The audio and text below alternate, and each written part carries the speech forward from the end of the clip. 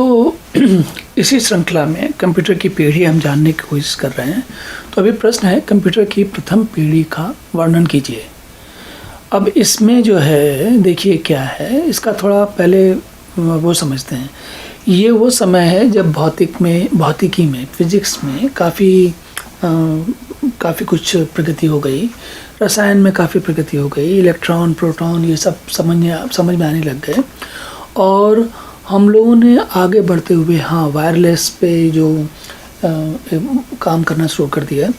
तो हुआ क्या कि इस समय तक आते आते जो ये आपकी वैक्यूम ट्यूब होती हैं, इसको निर्वात नलियाँ कहते हैं। अगर आपने कोई पुराना टीवी या पुराना रेडियो देखा होगा तो उसमें इन्हीं का प्रयोग होता था। और इनसे जो है काम की शुरुआत हुई। अब कैसे शुरुआत हुई देखिए, इसमें जो है अधिकतर आपको कुछ गणित के कुछ चीज़ें होती हैं, जैसे कि एंड और ये जो गणित के गेट होते हैं ना, मतलब बाइनरी नंबर्स होते हैं। और गणित के जो गेट होते हैं मतलब उनको क्या एंड और एक्स और वगैरह कहते हैं। तो उनमें उनका और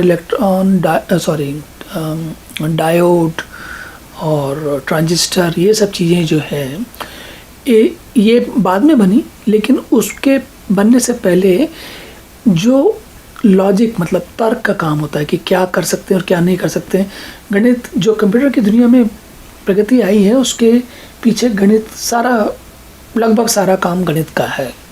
और गणित और कुछ इलेक्ट्रॉनिक्स, तो इन दोनों का सबसे ज़्यादा काम है। बाकी जैसे समय के साथ केमिस्ट्री ने भी बहुत काम किया, जैसे आजकल जो नए पीढ़ी के कंप्यूटर बनते हैं उनमें केमिस्ट्री भी बहुत काम करती है और वगैरह वगैरह। तो ये हम जरा 1 मिनट यहाँ रुकते हैं अभी।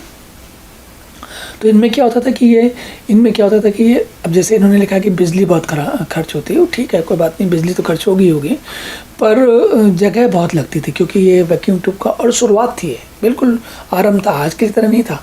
जब काम काफ़ी सारा हो जाता है तो उसको आप अच्छा बना सकते हो, पर जब शुरुआत में कोई काम कर रहे होते हो तब आपको पहली बात तो पता ही नहीं होता कि और आगे तक क्या हो सकता है।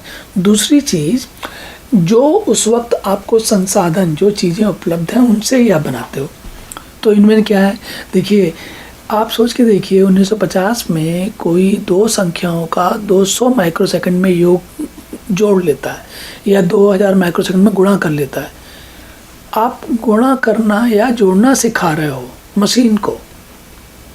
अगर आपने मान लीजिए थोड़ी देर के लिए मान लीजिए आपने कोई कंप्यूटर नहीं देखा कभी भी और आपसे कोई कहे कि आप किसी मशीन को जोड़ना सिखाओ, तो आप कहाँ से शुरू करोगे? आपको वहाँ से सोचना चाहिए। तो आपको अच्छी तरीके से समझ में आएगा कि ऐसा क्यों हो रहा था, क्यों हम पीढ़ी को इसलिए पढ़ रहे हैं ताकि हमें समझ में आए कि इनके पीछे कितना श्रम, कितनी मेहनत लगी और कैसे लोगों ने धीरे धीरे आगे बढ़े। तो देखिए अब इसमें जो है स्विच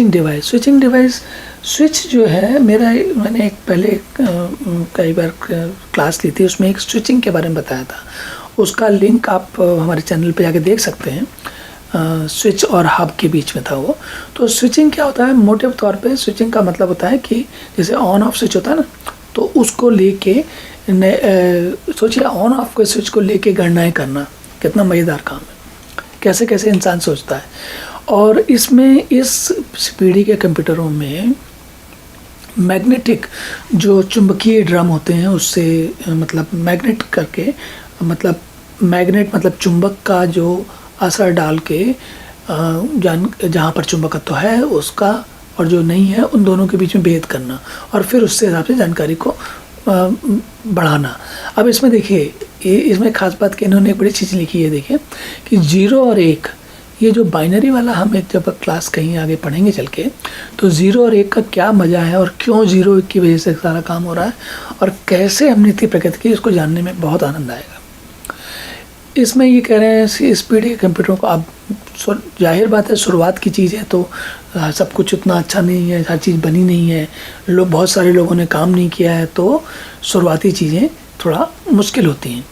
और इसमें क्या होता था कि ये आसानी से नहीं बनते, सब लोग नहीं बना सकते थे, बहुत महंगे होते थे।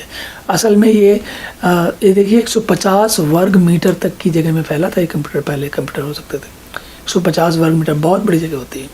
बहुत 2-3 कमरे के बराबर के आकार का हो गया। और आजकल देखिए आप, तो आप छोटे से हाथ में एक वो कंप्यूटर लेके घूमते हैं आप, सेल फोन जो स्मार्टफोन जिसे हम कहते हैं। तो ये समय जो है प्रथम पीढ़ी जो है शुरुआत का है। अब इसके बाद देखते हैं आगे क्या है।